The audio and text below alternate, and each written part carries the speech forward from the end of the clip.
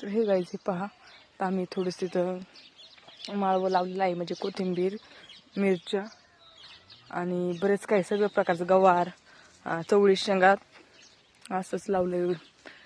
आणि तर मी आता आलेले आहे कोथिंबीर नेण्यासाठी. तर तुम्ही पाहू शकता ही कोथिंबीर न्यायची आहे.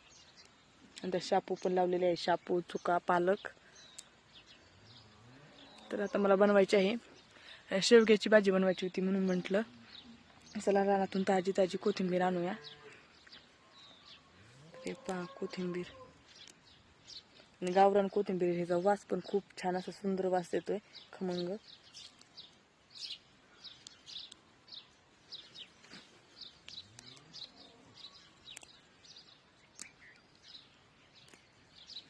तर मी आता रोज म्हणजे कसं रानात असल्या रोज असं फ्रेश फ्रेश घरी नेता येतं.